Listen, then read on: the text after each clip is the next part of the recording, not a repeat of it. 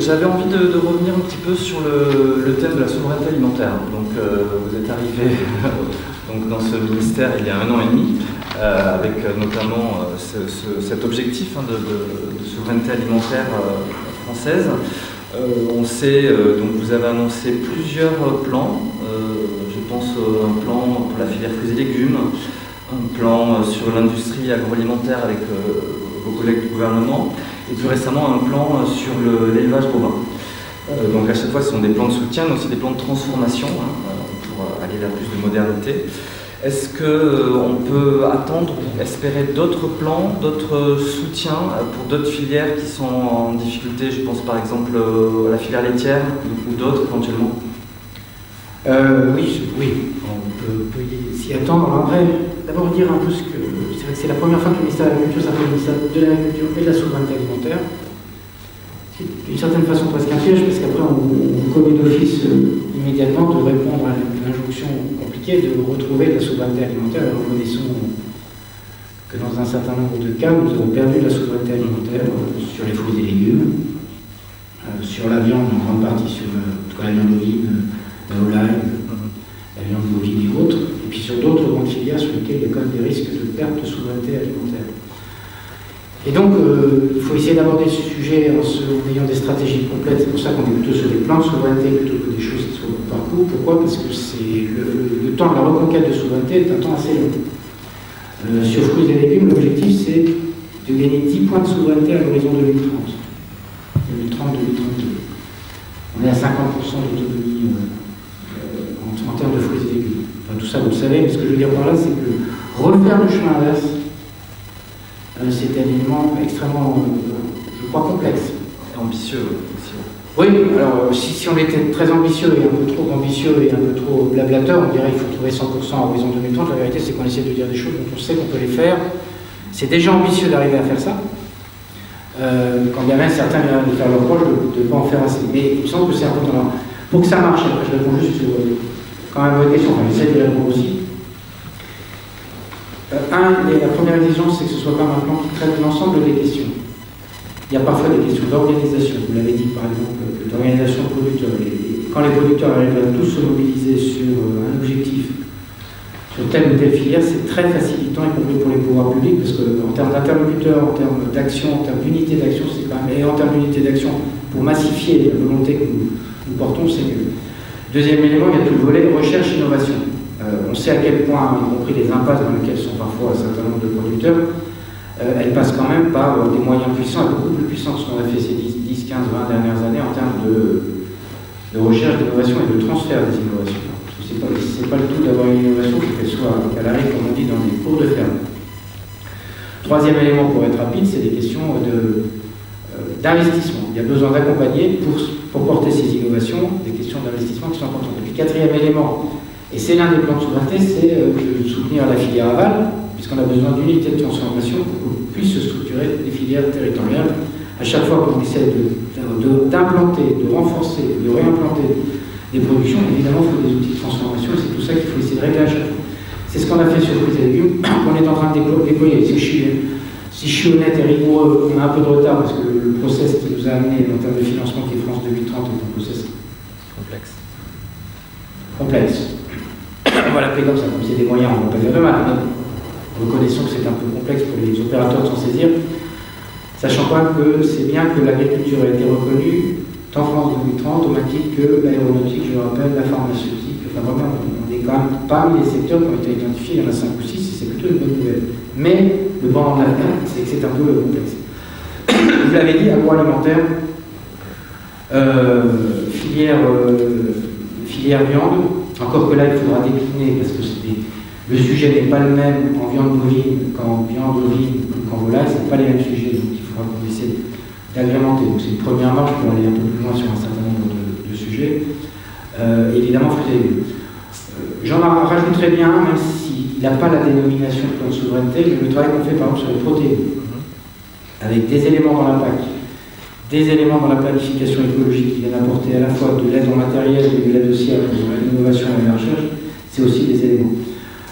Donc pour que ça puisse marcher, il faut une volonté des professionnels, puis après nous, et qu'eux portent, comme à l'exemple de ce que vous avez évoqué sur la Corse. C'est qu'au fond, si ça ne part pas de la volonté des professionnels, le démarrage, c'est un élément important. Sur la filière lait, alors il y a une question plan de souveraineté. Le principal sujet de la souveraineté du lait, c'est le sujet du renouvellement des générations. Donc on va essayer, avant de parler de plan de souveraineté en tant que tel, de répondre à cette question par le renouvellement des générations, les conditions de travail. Évidemment, il y a la question de la rémunération. Mais la rémunération, elle est pour moi un objet qui est plutôt traité dans les lois 1, 2 et la loi Escroza que sur autre chose. Donc il n'est pas impossible que sur d'autres sujets on puisse le faire. J'ajoute qu'il faut qu'on soit un peu tactique. Je suis assez frappé. Si je donne un exemple sans que j'ai une idée derrière la tête, mais c'est pas un laboratoire non plus.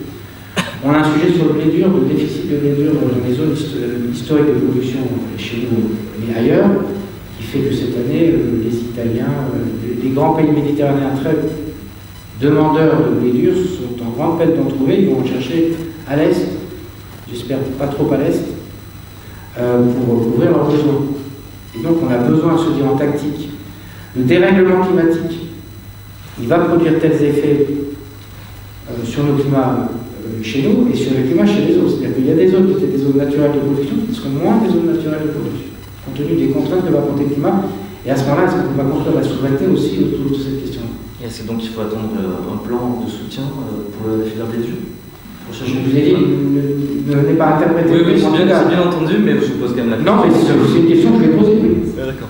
Parce que c'était une filière qui était assez puissante en France, qui s'est, depuis la mémoire, il y a une dizaine, une quinzaine d'années, assez profondément effondrée pour des raisons de rémunération, peut-être de recherche, peut-être d'impasse technique. Enfin bref, ça mérite d'être regardé. Mais je pense que c'est intéressant de regarder un peu filière par filière ce qu'on a besoin de reconquérir. Et puis, ce qu'on a besoin de reconquérir sur des marchés qui sont des marchés d'innovation. J'avais une question pour revenir sur la souveraineté alimentaire. On entend beaucoup parler. Maintenant, l'intitulé du ministère, c'est un concept qui est appelé inscrit dans le code rural, selon une question qui parfois paraît un petit peu large dans l'animal, à savoir précisément ce qu'est derrière ce terme, qu'on peut parfois comprendre avec la compétitivité, l'autonomie, l'autosuffisance, etc. Moi, j'avais quelques exemples, et je voulais vous demander si, allez-y. Par exemple, est-ce que le fait de faire des parts de marché sur les chips belges, c'est une perte de souveraineté alimentaire? Est-ce qu'on est en risque de voir les Belges au bout des trucs un jour? Est-ce que faire du lait en Allemagne, des pêches en Espagne, tout ça, c'est une perte de souveraineté alimentaire?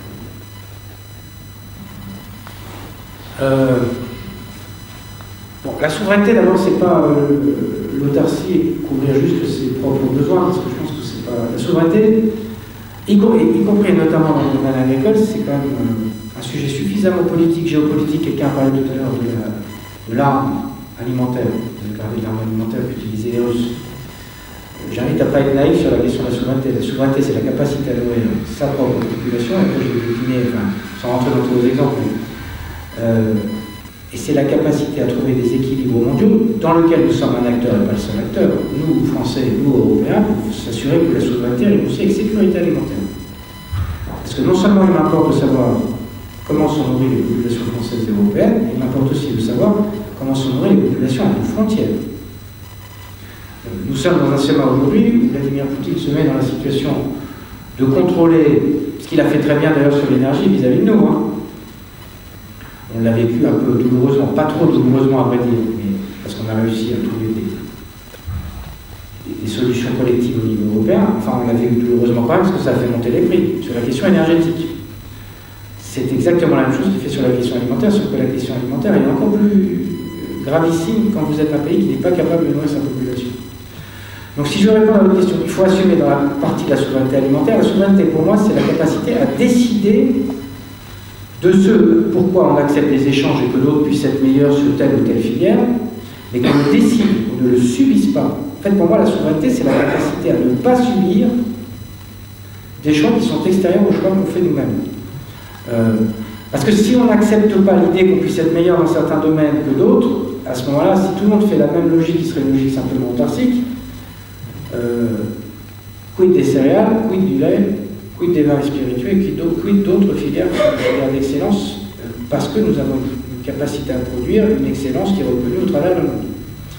Donc, alors la souveraineté alimentaire, c'est d'ailleurs pas seulement la capacité à produire, c'est aussi les facteurs de production. C'est-à-dire la souveraineté elle passe d'abord par le fait que nous ne dépendions pas principalement d'autres, et en tout cas de gens qui ne sont pas nos amis ou qui pourraient ne pas être nos amis, pour les fertilisants. La souveraineté, c'est y compris la souveraineté alimentaire, c'est la question de la souveraineté sur, comment dirais-je, sur la question énergétique.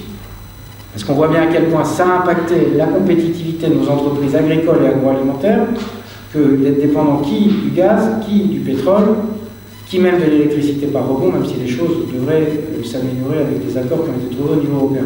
Alors après, si les Belges font des chips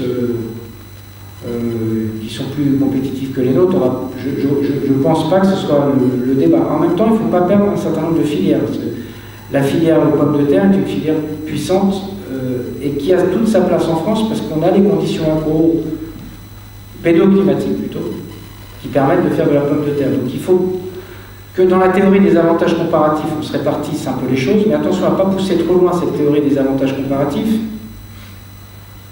parce qu'à la fin, on pourrait tirer la conclusion que c'est toujours les autres qui pourraient faire mieux que nous. Or, j'ai besoin de pouvoir produire des pommes de terre, j'ai besoin de pouvoir produire des céréales, j'ai besoin de pouvoir produire tout ça pour les gens ou pour l'alimentation du bétail.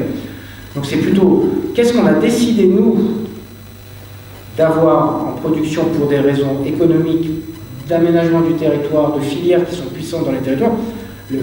Les filières fruits et légumes, dans un certain nombre de territoires, c'est quand même des éléments importants. Vous allez dans les Pyrénées-Orientales, maraîchage et herbaux, c'est quand même une grande partie de l'activité agricole. Donc, sans qu'il y ait de voix, parce que j'entendais l'autre jour quelqu'un me dire il faut changer de modèle.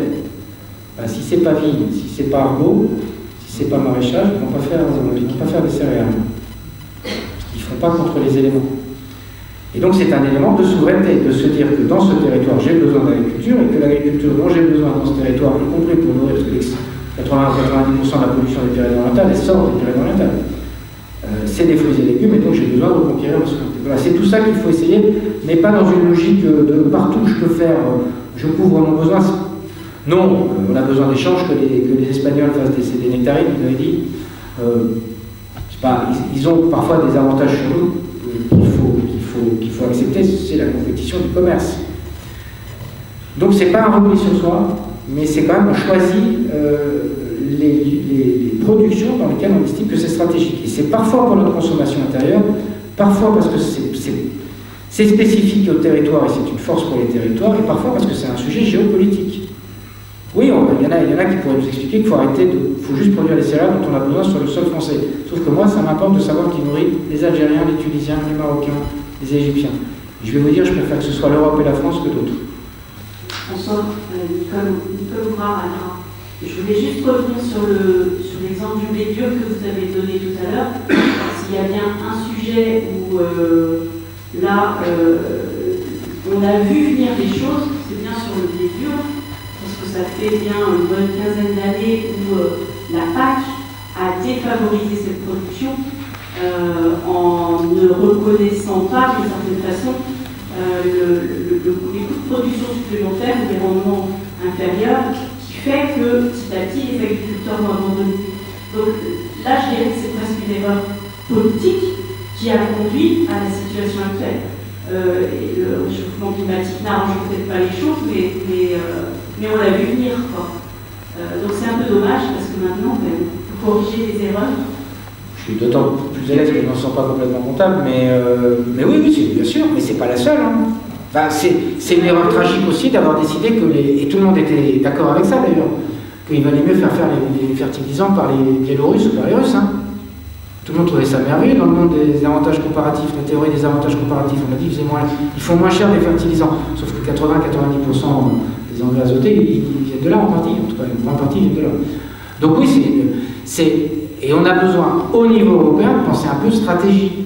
C'est-à-dire que c'est important d'avoir du blé dur parce que c'est important pour couvrir nos propres besoins qu'on n'est plus capable de couvrir compte tenu de ce qui s'est passé depuis 15 ou 20 années, vous avez raison, c'est différent et c'est là-dessus qu'il faut réfléchir en disant qu'on a un sujet structurel désormais sur le blé dur et la guerre en Ukraine qui est quand même un puissant révélateur de nos faiblesses pas qu'agricole, mais aussi agricole, elle doit nous réinterroger en disant, c'est pour ça que je le mets sur la table, enfin, je n'avais pas prévu de le mettre sur la table ce soir, c'est pas le sujet, mais je donne cet exemple, parce que structurellement, effectivement, rien n'a été fait pour conserver une filière puissante, y compris en France.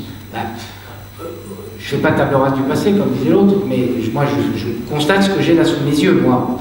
Et maintenant, il faut essayer de reconstruire avec les filières, de se dire, comme ce que vous avez dit sur une autre filière, au fond, est-ce qu'on n'a pas la capacité en France à reconstruire une filière blé dur, ce qui nécessite des débats européens et nationaux. Voilà. Oui, bien sûr. Il y a des choses qu'on a vues, il y a des choses qu'on a moins vues, mais celle-là, vous avez raison de le souligner, c'est quelque chose sur lequel certains ont alerté et en fait sur lequel plus personne ne réalerte. C'est pour ça que je me permets de le faire, parce que la production est en chute libre et les aléas climatiques viennent rajouter des choses, et donc être dépendant à ce point des autres, et en plus avec un besoin dont on sait qu'il est permanent compte tenu des cultures alimentaires du bassin méditerranéen, c'est quand même une erreur tragique. Voilà. Oui, Vincent Robert, journaliste pour La Vigne et Vitisphère. Une question sur la manifestation assez musclée qui a eu lieu jeudi à la frontière avec l'Espagne, des viticulteurs du Midi. Je voulais avoir votre réaction et puis on se trouve aussi un commentaire peut-être sur la crise économique pour les viticulteurs du Midi. Alors la première réaction c'est sur, vous m'avez toujours entendu à tout moment dénoncer les faits de violence, donc il ne peut pas y avoir de violence sur des biens, là c'était sur des biens, mais commençons pas à dire je distingue. Moi j'ai jamais fait la distinction, je trouve que la violence ne peut pas s'exprimer, quand bien même, j'y reviens après, il y a de la désespérance. Et donc je condamne les actes violents qui ont vu de façon plus complètement indistincte qui un camion de salade, qui un camion de tomates, qui un camion de vin être déversé sur la chaussée ou être détruit. Je trouve que ça c'est une image en plus qui est mauvaise pour l'agriculture. Je le dis, ça ne sert pas la cause. Ça ne veut pas dire que je sous-estime la crise. Deuxième élément, moi j'entretiens de bonnes relations avec les Espagnols. Nous entretenons, la France, de bonnes relations avec les Espagnols. Nous avons, grâce à ces bonnes relations et un contact direct et des contacts plus multiples que nous avons avec les Espagnols, réussi à libérer assez vite la capacité à faire déplacer des bovins malgré la crise MHE. Les Espagnols, en 8 jours, ils nous ont réglé le problème. Quand on a des partenaires qui sont comme ça respectueux aussi de quelque chose qui aurait pu vraiment être assez gravissime pour nos filières bovines, moi je pense aussi à ça. C'est-à-dire que j'ai aussi un ministre espagnol qui a aussi des agriculteurs qui pourraient réclamer de dire regardez comment ils traitent les produits espagnols et pourquoi on a été si sympa sur le MHE. Donc c'est une question de responsabilité collective cette affaire-là. Quand on a des gestes comme ça ne peut pas être perçu par les Espagnols comme autre chose que des actes d'agression, de défiance. Ça nuit à la cause agricole globalement. Bref, j'en ai parlé avec mon collègue espagnol, puisque j'étais hier à Luxembourg, mais c'est un sujet important.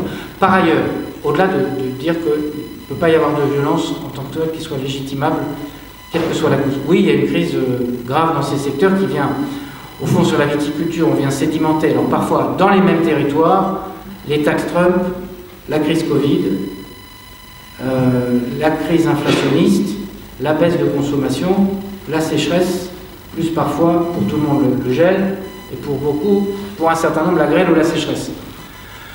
Donc on a déployé un certain nombre de moyens, comme vous le savez, on a mis en œuvre des mécanismes de distillation cette année, qui sont en cours encore, hein, et avec donc ça n'est pas encore, les effets ne sont pas pour tout de suite, mais l'objectif c'est qu'il y ait des effets. Quels sont les effets qu'on attend? C'est retirant de la production du marché, on a un effet d'augmentation des prix, c'est ça qu'on cherche. Il faut qu'on en dialogue d'ailleurs, c'est l'objet un peu, je crois, des difficultés qu'il y a dans la zone que vous évoquez. Tout le monde est responsable.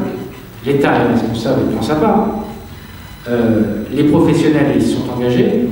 Les négociants sont responsables. Tout le monde joue le jeu dans cette affaire-là. Donc, je prendrai aussi des initiatives pour dire que quand il y a une crise, il faut que tout le monde se serre les coudes. Parce que c'est l'intérêt de tout le monde que nous ayons une viticulture puissante dans ces secteurs-là comme dans tous les autres secteurs. Troisième élément, on va regarder, donc on a déployé pour, si je prends le cas de l'autre, c'est la distillation, c'est à peu près 30 millions d'euros de distillation pour les vins de l'eau. Plus qu'on a fait sur les dégrèvements à la MSA, plus qu'on va faire sur les dégrèvements de taxes sur le foncier non bâti, ça c'est les mesures d'urgence. Je vais revoir les professionnels, une partie dans la semaine, une partie les semaines suivantes, à la fois pour regarder quelles sont les difficultés, on dit qu'à Laval, qui est en difficulté, les COP en particulier, il faut regarder ce qu'on peut faire dans les règles que nous avons aujourd'hui, parce qu'il faut se dire aussi une chose, je ne peux pas dire à la Commission européenne, j'en ai trop, il faut me distiller, j'en ai pas assez, il faut me compenser. Vous en avez trop, vous n'en avez pas assez. Vous voyez ce que je veux dire? Parce que c'est la même année. qu'on fait les choses. Donc il faut que j'ai un discours qui ne soit pas un discours incohérent, parce que d'abord on va se faire refuser tout dispositif. Donc j'essaie d'expliquer ça en conscience. Et disant cela, je ne sous-estime pas la détresse d'un certain nombre de gens. On retourne à des épisodes douloureux. Troisième élément, il faut regarder, y compris, on va regarder ça dans les éléments des crédits budgétaires de planification écologique. Qu'est-ce qu'on peut faire pour que on rende ces filières viticoles plus résilientes à la grêle, plus résilientes à la sécheresse. Enfin bref, comment on les accompagne puissamment dans une perspective qui ne sert pas seulement de comment on vous aide à passer le cap de en fait c'est 19, 20, 21, 22, 23 dans certains cas. Mais qu'est-ce qu'on pense de 2030, 2035? Alors c'est très compliqué quand on est dans la crise urgente et que les gens sont pris à la gorge de leur parler de 2035, parce qu'ils disent dans 2035 je ne serai plus là. Donc il faut qu'on essaie de trouver un juste équilibre. Mais il y a déjà des mesures qui ont été prises. On va regarder, j'en ai parlé avec la Première ministre, regarder ce qu'il y a besoin de faire en plus, mais dans quelque chose qui soit cohérent dans une stratégie. La sécheresse, c'est moins de volume, et la distillation, c'est pour faire moins de volume. Donc je ne peux pas compenser une perte de sécheresse, en tout cas, c'est pas sous cette forme-là. On a une crise globale, est-ce que c'est des mécanismes qui nous permettraient de regarder dans une crise globale ce qu'on peut faire sur certains territoires? C'est ça qu'on est en train de travailler. Comme vous êtes tous spécialisés dans la question, vous savez que mettre en place des régimes d'aide, c'est des sujets qui sont un peu longs et parfois un peu complexes, donc il faut qu'on soit cohérent. Et deux, j'ai besoin qu'on ait quelque chose qui dise voilà ce qu'on fait dans l'urgence, voilà ce qu'on fait à moyen terme, et voilà ce qu'on fait sur le long terme. Et puis il y a un dernier sujet, pardon, que je n'ai pas évoqué, mais qu'il faut évoquer, c'est il faut qu'on renoue, enfin renouer c'est peut-être un peu excessif, en tout cas il faut qu'on renforce nos démarches à l'export. On a besoin de reconquérir du marché qui est pris par les Espagnols et les Italiens, ou d'autres d'ailleurs. C'est pas de querelle pour le coup non plus aux Espagnols, etc. On est en compétition, Mais il y a quelque chose à faire pour sortir, parce que dans une baisse de consommation pour le coup qui est très forte, hein, en tout cas ces 2 dernières années, elle est assez forte, il y a une partie de reconquête intérieure, mais il y a une partie de reconquête extérieure. Ça passe par quoi selon vous ça? Oh, c'est des moyens d'aide à l'export, on travaille beaucoup avec France Business. Il y en a déjà eu, il y a déjà eu plein de plans. Oui, mais c'est sans doute plus de moyens, puis avec des stratégies qui soient plus ciblées. Donc on est en train de travailler, je ne peux pas vous en dire plus là. Oui, il y a eu des plans. Je pense qu'on. Sans doute, je ne fais pas de grief parce que ce serait pas. C'est pas mon genre de faire comme ça, mais je pense qu'on a besoin de déterminer une stratégie de qu'est-ce que c'est que la consommation mondiale. C'est pas seulement voyez nos vins, de s'adapter. Buvez-les, c'est comment les gens consomment. Et comment on réfléchit notre marketing, et pas seulement en disant qu'on a les meilleurs vins, ce qui est vrai, mais comment les gens consomment aujourd'hui du vin. Ils consomment différemment du vin. Si on n'est pas capable de penser que le consommateur change, alors à ce moment-là, vous n'y arrivez pas. Regardez ce qu'a fait le cognac. Le cognac, il a transformé ce qui était plutôt un alcool français digestif en alcool totalement international. 98 ou 99% était à l'export. Et en apéritif, en cocktail. Je ne dis pas qu'il faut faire ça avec le vin. Hein. Je vois votre inquiétude dans mes yeux. Je ne dis pas qu'il faut mélanger le vin. Hein. Ne faites pas dire ce que j'ai pas dit. Mais de penser le consommateur. De dire quelle est la typicité des vins qu'ils prennent. Et la région Languedoc-Roussillon, enfin ex-région Languedoc-Roussillon, avait fait un gros travail il y a 25 ans là-dessus, pour connaître, de monter en gamme et de recherche de ce qu'étaient les recherches gustatives des consommateurs. Donc c'est une stratégie avec un plan, pas juste on va mettre des moyens pour exporter plus. Monsieur le ministre, la planification écologique est un dossier important pour le gouvernement. L'agriculture est le deuxième secteur émetteur. Pour l'instant, il n'y a eu aucune communication globale du ministère pour expliquer aux agriculteurs à la fois les objectifs de réduction et les solutions. Comment allez-vous faire pour embarquer un maximum d'agriculteurs pour atteindre les objectifs qui sont assignés à l'horizon 2030 ? Alors, il y a un double message à faire au monde agricole, si vous permettez. Le premier, c'est un message quand même de émetteur et en même temps stockeur. C'est-à-dire que le monde agricole, il a sa part des émissions de gaz à effet de serre, on sait où c'est, hein. C'est engrais azotés minéraux et élevage. D'abord, il faut quand même rappeler à tout le monde que l'une des seules activités, si ce n'est la seule activité qui ne peut pas produire sans émettre du gaz à effet de serre, c'est l'agriculture. Le process de production émet du gaz à effet de serre. Sauf que d'abord, il exerce des fonctions un peu éminentes et un peu principales. C'est celle de le nourrir, donc ça c'est un produit essentiel, comme on avait dit à une époque du Covid. Et le deuxième sujet qu'il faut dire, c'est On peut réduire, et on peut trouver des trajectoires. Je parle de l'opinion publique, après je reviendrai sur les agriculteurs. Et le troisième sujet, c'est qu'une partie de la stratégie de réduction des gaz à effet de serre, c'est une stratégie de stockage du carbone avec deux volets, forêt, agriculture. Et je le dis parce qu'il faut que le sujet agricole n'est pas un sujet seulement de réduction, c'est un sujet qui doit combiner, de la souveraineté, parce que si c'est pour importer des produits, ça ne change rien au bilan carbone, et même ça peut l'aggraver dans des endroits où on produit avec des conditions qui ne sont pas les nôtres. Deux, c'est réduction partout où on peut. Il y a les pratiques culturales, la rotation des cultures, enfin bref, on peut revenir sur tous ces sujets-là, mais ce qui permet de réduire et de faire de la substitution sur la fertilisation azotée. Il y a ce qu'on peut faire sur l'élevage en termes d'alimentation, enfin bref, tous ces sujets-là, mis bout à bout, permettent d'avoir une trajectoire qui soit une trajectoire de réduction. Vous aurez noté qu'à aucun moment, d'ailleurs, vis-à-vis des agriculteurs, nous sommes dans une logique malthusianiste décroissante. Il y a 2 ou 3 pays en Europe qui ont tenté de le faire, je pense, aux Pays-Bas, l'Irlande est un peu sur cette trajectoire-là, avec la reconnaissons que ces pays étaient surproducteurs, si je peux dire, puisque ces pays-là, ils étaient très exportateurs de viande bovine en particulier. Mais on a besoin d'élevage pour stocker du carbone dans les prairies. Donc, on a besoin de maintenir l'élevage, de réduire autant que faire se peut le plus possible ces émissions de gaz à effet de serre, mais on doit maintenir de l'élevage pour les autres fonctions, au-delà principalement de nous nourrir, pour les fonctions de stockage. Alors comment on embarque les agriculteurs? En le disant comme ça d'abord, c'est pas juste de la contrainte, c'est on a besoin de vous. Dans la stratégie nationale bas carbone, une partie de la stratégie, elle est liée à la permanence des activités agricoles dans leur fonction de stockage de carbone. Pour des biomatériaux, pour des biocarburants, et évidemment pour nous nourrir. J'aurais pu mettre en premier. Mais, et donc, je pense qu'il y a un premier sujet, c'est celui-là, et pas juste de dire vous allez être à la contrainte, vous allez être à la contrainte. 2, il faut essayer de prendre pas pan par pan et pas tout attaquer de front, et se dire qu'est-ce qu'on peut faire comme ça, sur la base des pratiques qui permettent de trouver une trajectoire de réduction. Donc c'est plutôt les instituts techniques, c'est les instituts de recherche, et après c'est ce qu'on met en crédit de planification pour accompagner les investissements et accompagner la diffusion dans les exploitations de ça. Moi je crois sur ce sujet-là, comme sur bien d'autres, qu'il y a quelque chose qui soit, partagé d'objectifs, 2, qui soit réassurant pour l'acteur, en l'occurrence l'agriculteur. C'est pas la disparition de l'agriculture qu'on organise en développant une stratégie nationale bas carbone, zéro carbone à terme. C'est une stratégie qui intègre l'agriculture dans ses émissions obligatoires pour nous nourrir et qui intègre l'agriculture dans ses émissions, dans ses fonctions de stockage. Donc c'est plutôt comme ça, à mon avis, qu'on arrivera à embarquer les agriculteurs. Seul problème de tout ça, c'est qu'ils pourraient à juste titre nous dire tout ça, ça ne peut pas se combiner si facilement. Parce qu'il faut produire plus de biomasse, et dans le même temps dit, il faut réduire les facteurs de production, en tout cas une partie d'entre eux. Donc comment on arrive à produire plus de biomasse? Et c'est là qu'on peut... il peut y avoir une difficulté pour répondre à votre question, embarquer les agriculteurs, parce qu'ils vont dire c'est l'un ou c'est l'autre. Je ne veux pas dire en même temps, parce que je vais me faire reprocher. Mais... Or, c'est un peu ça. Il faut qu'on arrive à combiner ces sujets-là. Il y a un troisième sujet qui va monter, à mon avis, dans le monde agricole, c'est, on l'appelle parfois... chez Agnès Pannier-Runacher, à juste titre, le merit order, c'est on produit de la biomasse, quel est l'ordre de mérite?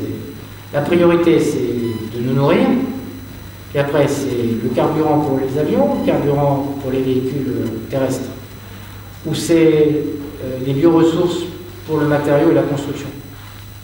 Et là, on va avoir des débats qui vont être un tout petit peu plus compliqués au sein du monde agricole et entre le monde agricole et les autres acteurs, parce que tout le monde va se précipiter sur la biomasse, sauf qu'on peut donner que ce qu'on a dans cet élément-là. Et il y a un quatrième facteur sur lequel on a besoin de travailler, qui vient compliquer tout ça, c'est que nous ne sommes pas à facteurs climatiques égaux. Nous sommes à facteurs climatiques dégradés. Et quand vous regardez les projections du GIEC à ISO, facteur de production, mais à modification climatique, la zone que nous représentons jusqu'à l'Angleterre, en gros, et tout le sud, de ce nord-là jusqu'à tout le sud, il y a une baisse de production de biomasse. C'est-à-dire qu'on a une contrainte sur la biomasse qui va être plus forte du fait des épisodes de sécheresse, des épisodes parfois d'inondation, des épisodes de chaleur. Donc c'est tout ça qu'il faut combiner. Donc il faut qu'on arrive à décrire la complexité, pour répondre à votre question, au monde agricole, sans effrayer de la complexité en disant on ne va pas y arriver. Parce que ça peut vite dire on ne va pas y arriver, en fait, à votre truc, ça ne marche pas. Nous-mêmes, parfois, on regarde les schémas que fait le SGPE qui sont assez impressionnants, que vous avez peut-être vu pour certains d'entre vous. On se demande comment tout ça, on va réussir à le faire combiner. Donc il faut y aller par petites touches et se dire, c'est pour ça que c'est plutôt des transitions que des ruptures, parce que sinon on n'y arrivera pas. Tant que ça, c'est un élément central. Et puis il faut dire, oui, on a besoin d'eau, parce que cette question de la biomasse, s'il n'y a pas quelque chose qui est pensé autour de la question de l'eau, dans sa rareté, mais aussi dans son besoin, on n'arrivera pas à répondre à cette équation. Et ça veut dire des prix aussi qui vont augmenter, non? Avec sur la biomasse, s'il y a des tensions. Il peut y avoir cet effet-là. Enfin, moi, je trouverais toujours sur l'idée qu'il faut qu'on rompe avec ce qui est la culture qui s'est développée, celle-là depuis 40 ans, qui est le bon prix agricole, c'est le plus bas prix agricole. Je ne sais pas si ça a ces effets-là à date, mais en tout cas, il faut dire que ça a un coût, et donc si ça a un coût, ça a un prix. Et donc on ne peut pas avoir en permanence des débats qui disent dès qu'il y a de l'inflation, les seuls sujets. J'ai pas vu des publicités ou des controverses pour dire alors ça représente 13 à 15% du panier du ménager ou de la ménagère. On ne peut pas faire genrer mon affaire. J'ai jamais entendu dire pourquoi le prix de l'iPhone ne baisse pas de 15% en fait. Jamais vous avez des controverses là-dessus. Tout le monde accepte le prix, socialement. Personne n'a dit les stylos BIC, ils ont augmenté de je ne sais pas combien. Enfin, je dis BIC, pardon, j'ai rien contre BIC, hein, mais parce que c'est presque un nom commun. Et donc, il faut qu'on mène ce combat de dire c'est de l'alimentation, il y a des contraintes climatiques, se nourrir, c'est quand même un truc un peu essentiel dans la vie, et donc, c'est un prix. Voilà. Une question de Tanguy. On vient de passer la journée de sensibilisation à la lutte contre le gaspillage alimentaire. C'est un sujet qui est géré par le ministère de la Transition écologique. Ce qui ne devrait pas être rattaché à la souveraineté alimentaire, parce que ça paraît assez logique.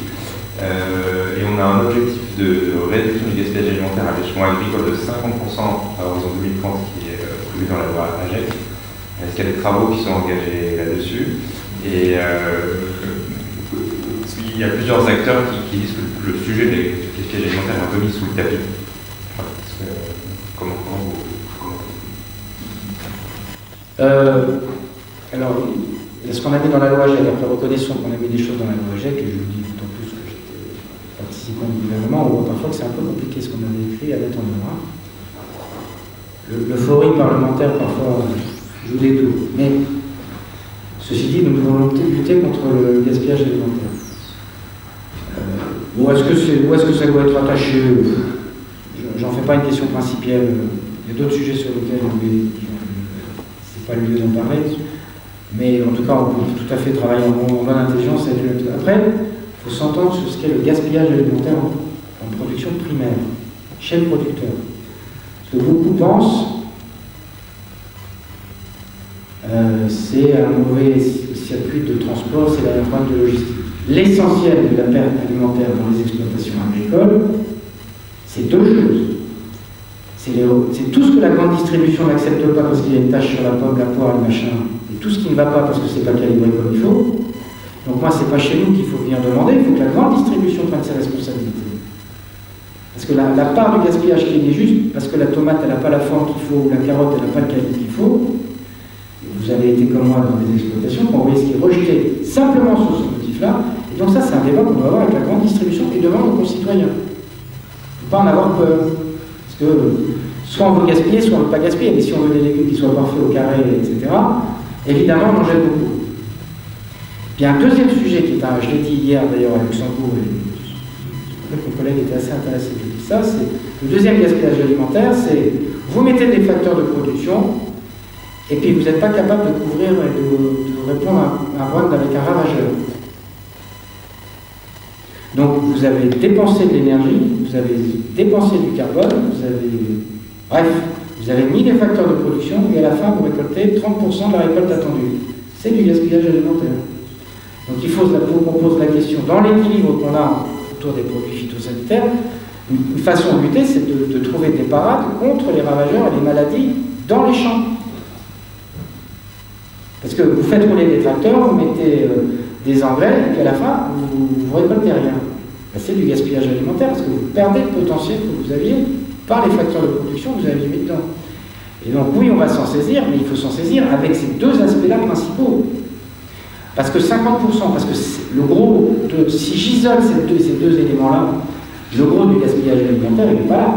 Le gros du gaspillage alimentaire, il est après de la chaîne. Mais une partie d'entre elles est liée à ce que je disais sur la grande distribution. Donc j'ai des idées assez claires sur ce qu'on va pousser nous au ministère de l'Agriculture, parce que je veux qu'on parle de tout. Parce que quand vous avez des gens qui ne peuvent pas récolter leur production, gaspillage alimentaire, une partie de gaspillage alimentaire, c'est le problème de main-d'œuvre. Hein. Moi, l'an dernier, dans mon département de producteur de fraises, un quart, 30% de la récolte de fraises n'a pas pu être récoltée faute de bras. C'est du gaspillage alimentaire. Parce qu'on laisse sur le champ des produits qui sont destinés à la consommation humaine. Alors j'avais une question à vous poser sur le foie gras. On arrive bientôt à la période des fêtes de fin d'année. Donc la filière a été particulièrement touchée par l'influenza aviaire. Donc là, la filière repart un petit peu grâce à la vaccination. La France est en pointe. Il n'empêche qu'il y a un problème sur l'export. Aujourd'hui, je pense notamment au Japon qui a fermé ses frontières au foie gras issu de palmipèdes vaccinés.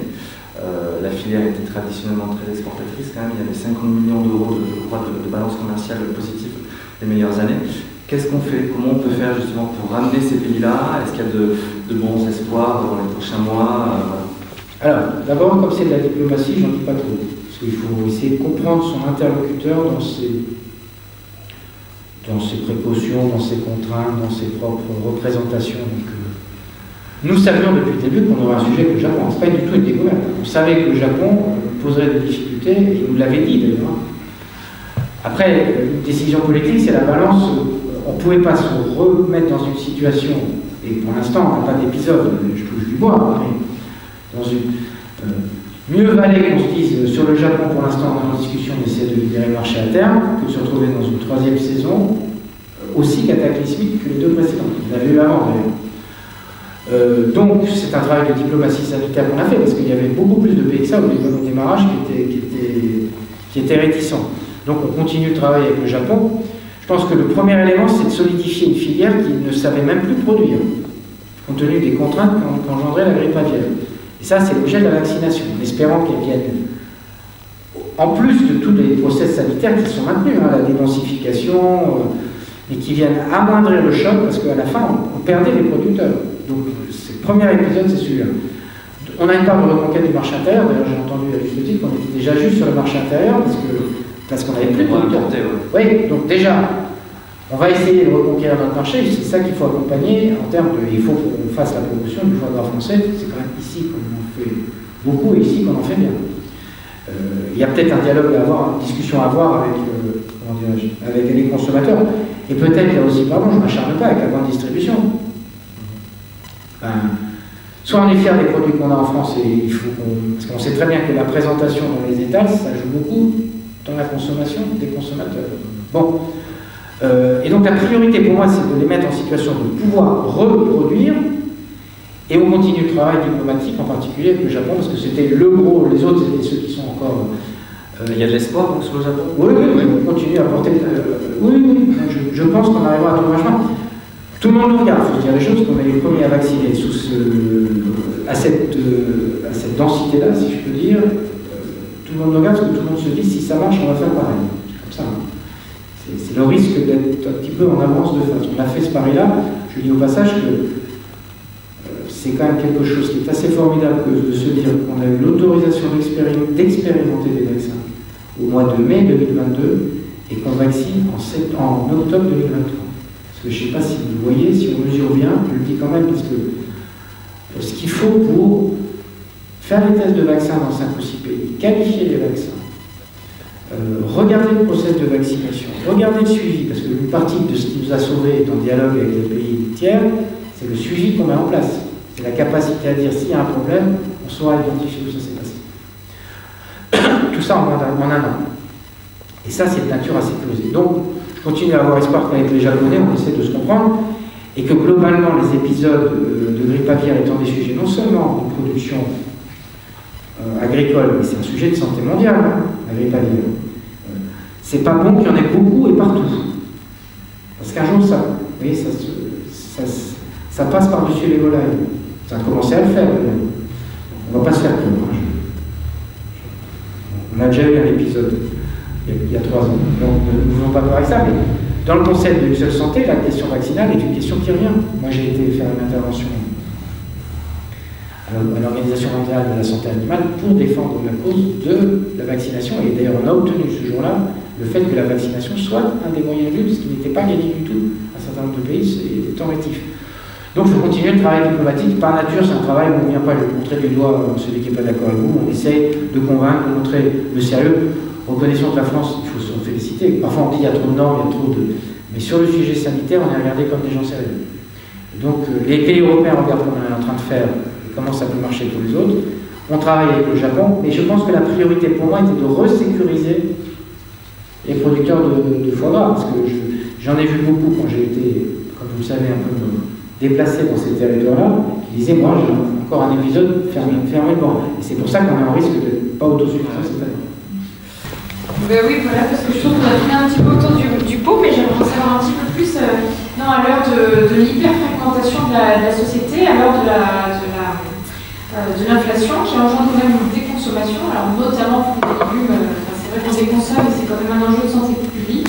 Vous avez rappelé aussi que le coût d'un iPhone, c'est un problème pour personne, mais par contre, le coût de l'alimentation, en tout cas le juste prix, c'est quand même la valeur, c'est quand même un problème pour tous. Donc voilà, comment redéfinir un récit collectif qui remette de la valeur dans l'alimentaire. Il me semble qu'on a une chance historique, enfin en tout cas un moment historique de le faire. Et puis donc j'ai vu dans un communiqué très récent qu'il y a eu un premier sommet mondial de la coalition pour l'alimentation scolaire, enfin. Donc du coup, non, voilà, est-ce que vous pouvez simplement en dire un petit peu plus? Je commence par ça. Ouais. Pour la deuxième partie, ça vaut presque une question pour 1 heure. Je vais essayer d'être synthétique pour la première partie de votre question, mais je le fais pour la deuxième. C'est une initiative qu'a portée le président de la République, alors je ne sais plus quel pays, j'ai un blanc, pardon, qui était de dire, y compris d'ailleurs par rapport au premier sujet, une grande partie des habitudes, enfin une grande partie, la vérité, la totalité des habitudes alimentaires se font au plus jeune âge. Deuxièmement, une grande partie de la précarité alimentaire, elle se fait parce qu'on ne sait pas couvrir les besoins, y compris scolaires. Et donc le lieu scolaire peut être un lieu de lutte. Et ne nous donnons pas de leçons aux pays qui sont plus défavorisés que les nôtres. On sait très bien que la cantine scolaire, c'est le lieu un peu collectif où on peut manger tous la même chose, ce qui n'est pas du tout le cas si on va chacun dans les foyers français. Parce que l'alimentation, elle est très par représentation sociale et par moyen de chaque catégorie sociale. Donc l'idée, c'est de travailler collectivement à regarder comment, c'est plutôt, on lance le process, c'est de regarder comment, au niveau mondial, on essaie de porter des initiatives qui disent le lieu scolaire, c'est le lieu où on apprend à manger, où on apprend ce qu'est l'alimentation, et le premier lieu de la lutte contre la précarité alimentaire, mais qui est un lieu pour l'ensemble des pays du monde. Ce que je répète, c'est partout. Voilà, c'est ça l'objet de l'initiative qu'on va essayer de faire prospérer, avec des objectifs plutôt de coopération et de regarder comment on fait chacun, comment on lutte contre la précarité, comment on arrive aussi à lier des producteurs locaux, ce qu'on a fait nous un peu sur Egalim, même si c'est imparfait, il faut qu'on aille plus loin, etc., etc. Alors après, comment on raconte un récit.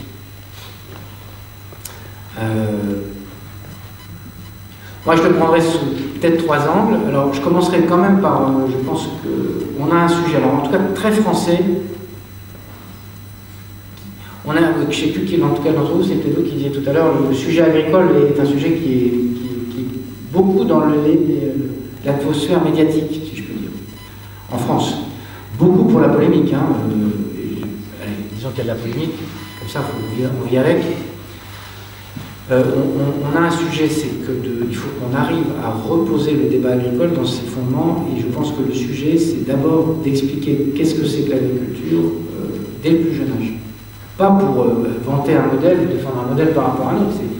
On a besoin de renouer quelque chose qui n'existe pas ou plus avec la société française. On s'est beaucoup bercé en France de dire chacun a un cousin, un grand-père, une grand-mère, un père issu du monde agricole, et la vérité, le lien s'est distendu il y a déjà un certain temps. Vous regardez l'Italie, je vous dis quand même, la démographie, c'est pas complètement rien. L'Italie, alors en déclaration PAC, pas tout à fait ce que je dis, c'est un peu moins, c'est 800 000. Mais en agriculteurs, c'est 1,2 million. Ça ne fait pas les mêmes liens territorialement. Et d'ailleurs, l'autre jour, je voyais un agriculteur qui me racontait quelque chose de très juste. Il me dit, moi, je ne vis plus sur le siège de mon exploitation où j'ai des terres. Il dit, à chaque fois que je vais dans mes champs, je passe voir le voisin. En fait, c'est le seul moment où je le vois, puisque je ne vis plus socialement dans mon territoire. Donc ça me tire la pelote du deuxième, enfin de la sous-partie de ce que je veux dire, c'est qu'on a besoin d'arriver à reconstruire quelque chose à 400 000 agriculteurs, ce qui est déjà faible. Moi, j'ai été maire d'une commune de 780 habitants. C'est une petite commune, donc il n'y avait que 600 hectares de terre.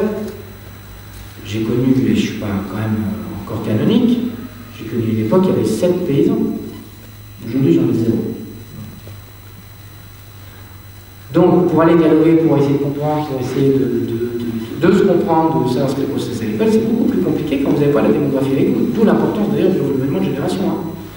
C'est un sujet central. À 100 000 agriculteurs, je ne sais pas si on peut faire économiquement, je sais que socialement, on n'y arrive pas.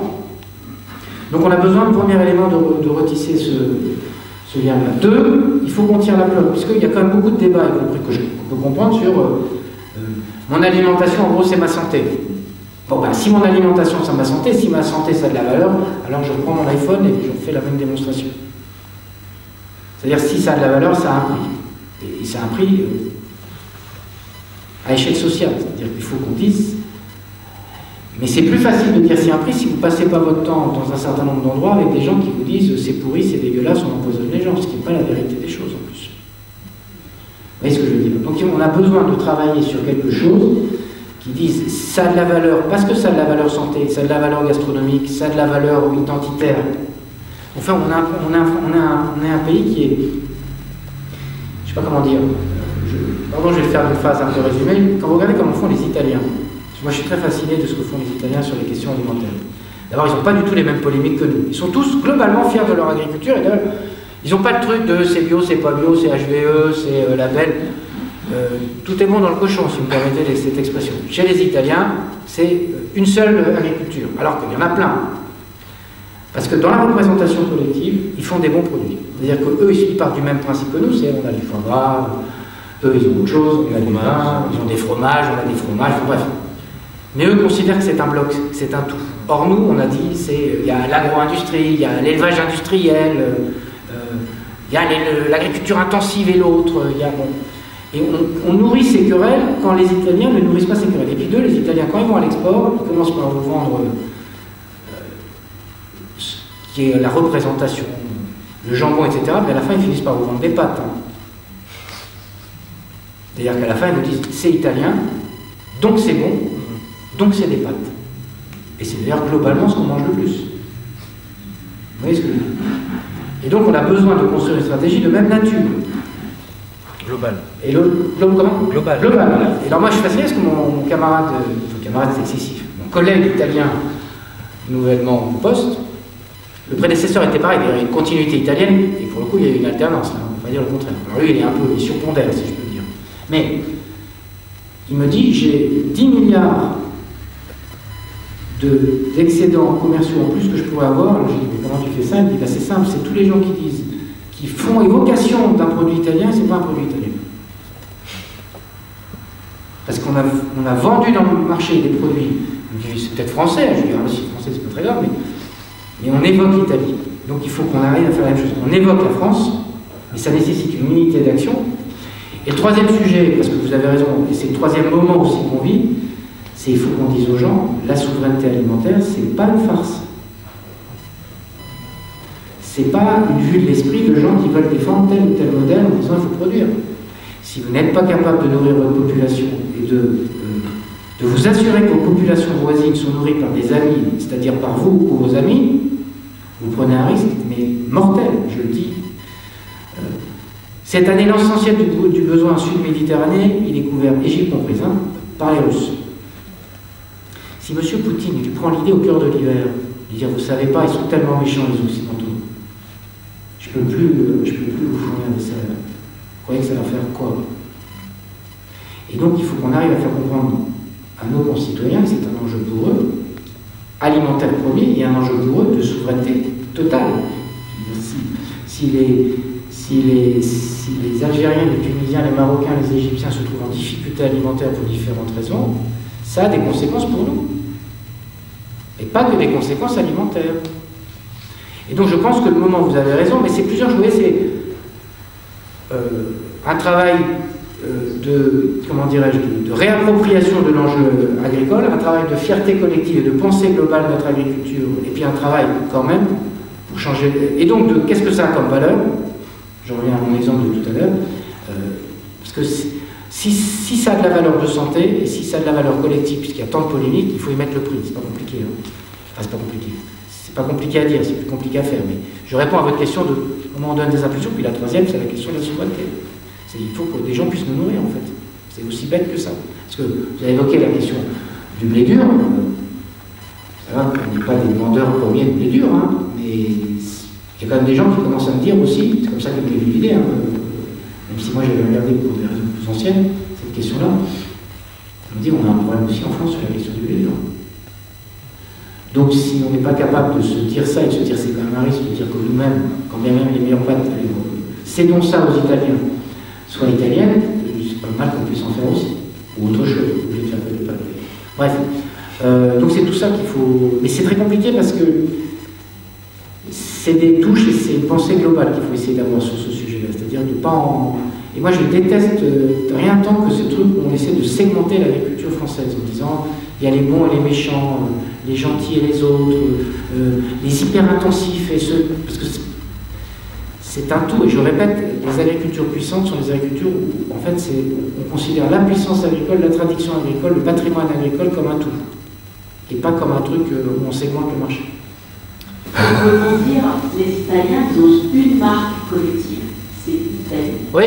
Les Irlandais, ils savent faire aussi ce genre de choses. Est-ce que vous... Eh bien, figurez-vous qu'on s'est dit ça avec Laurent Saint-Martin, qu'il fallait qu'on pense comme ça. Mais on va se dire les choses. C'est ancien comme problème. Quand même... Non, mais moi, je suis fasciné. C'est possible en France, avec toutes nos organisations. Il faut que les producteurs fassent pression sur ceux qui pensent que c'est mieux de vendre. Alors, comme je suis bon camarade, je vais être sympa. Je ne vais pas faire du name dropping de région ou de département. Mais je ne suis pas sûr, quand vous allez à Tokyo, quand vous allez à Séoul, que les gens comprennent bien quand on dit Made in Loire-et-Cher. Ah bah, je suis d'accord. C'est sûr. Tokyo, Séoul, c'est quoi? C'est la Tour Eiffel, la baguette, le béret, les produits de luxe, les bovins. Ben, partons de cette base-là. Oui, c'est une représentation un peu caricaturée de la France. J'étais fasciné d'ailleurs par la polémique sur la question de la cérémonie d'ouverture de rugby, en disant c'est la France un peu rétrograde. Enfin, moi j'ai répondu, pour ceux qui s'en souviennent, quand il y a eu la cérémonie d'ouverture des Jeux Olympiques anglais, vous vous souvenez de quoi dans la cérémonie? La reine d'Angleterre, James Bond et Mr. Bean. C'est un peu un résumé trop court de ce qu'est l'Angleterre. N'empêche, ils ont joué sur la représentation que le monde a d'eux. Et eux, c'est la reine d'Angleterre, à l'époque c'était la reine d'Angleterre, Mr. Bean et James Bond. Vous voyez ce que je veux dire? Il y avait quelque chose du style anglais qui était exprimé. Donc il ne faut pas avoir honte d'exprimer ce qu'on est. Et il faut qu'on arrête ce truc où, en fait, on fait plaisir. Et je le dis parce que je suis un élu local, moi j'ai le droit de le dire, parce que sinon les autres disent c'est des gens qui sont, comment dirais-je, qui ne sont pas ancrés dans les territoires. C'est ça qu'on a fait dans nos reproches à partir de 2017. Moi, là, pour le coup, ils peuvent venir me chercher sur le sujet. Mais l'important n'est pas ce que pense le président du département de tel ou tel département, de telle ou telle région. L'important, ce n'est pas la valorisation de sa région, c'est des produits de sa région. Et donc, c'est France, le label commun. Pourquoi il n'y arrive pas? C'est ancien, ça, comme problématique, en fait. Non, enfin, je pense que ça s'est... Et en fait, ça ne change pas. Pas trop. Ouais, enfin, moi, je pense que ce process s'est accéléré depuis 15 ou 20 ans. D'abord parce qu'on a désarmé au niveau national les moyens de l'export, parce qu'on a été un peu, il faut dire les choses sur l'agroalimentaire, on a dit ça roule tout seul, il suffit de dire regardez c'est du vin français, achetez-le. Sauf qu'on a des concurrents depuis. Hein. Donc il faut être des commerçants, il faut dire ouais c'est du vin français, c'est le meilleur. Et quand vous pensez que sur la plupart des foires et salons, y compris la foire agroalimentaire à Paris, la Villepinte, les plus représentés en stand, c'est les Italiens derrière, c'est les Espagnols et les troisièmes c'est seulement les Français, c'est quand même un petit sujet. Donc il faut qu'on parte à l'esprit de reconquête, premièrement, Et ça, on avait un peu perdu, et il y avait moins d'impulsion nationale, parce qu'on disait, au fond, l'agroalimentaire, ça nourrit les excellents commerciaux sans se poser la question que venaient des concurrents, venaient des accidents et venaient des filières qu'on avait besoin de continuer à pousser. Et du fait que l'impulsion soit plus nationale, d'abord, il y a des compétences qui ont été données aux régions, hein, sur les stratégies export, et du coup, ça a moins été un objet export qu'un objet d'identité régionale. Et moi, pour le coup, je suis très défenseur des identités régionales, mais ça ne parle pas aux clients à l'export. Ça ne parle pas aux clients. Donc, Italie, c'est quand même le truc le plus génial qu'on ait inventé. Donc, c'est marrant que vous me disiez ça, parce que j'ai vu Laurent Saint-Martin de Business France il y a un mois. Il m'a dit, tu penses quoi? Je lui ai dit, je pense qu'il faut qu'on arrive à renouer quelque chose. Alors c'est compliqué, hein, parce que quand il faut aller parler aux 13 présidents de région qui pensent que c'est mieux de mettre, j'ai eu quelques polémiques sur les sujets viticoles, par exemple, l'étiquetage viticole. Comme vous le savez, je défends non pas seulement la règle de l'étiquetage viticole, je pense que ça n'est pas comme ça. Si c'est pour aller à l'export, ce qui se vend, c'est France. Et donc il faut qu'on arrive à convaincre en se disant, mais nous, on sera suspect, nous, État. Parce qu'on dira, c'est l'État central vient imposer, vient annihiler les terroirs, tous ces gens-là n'aiment pas les territoires, enfin, je peux vous faire le populiste. Quand je serai grand, je serai populiste.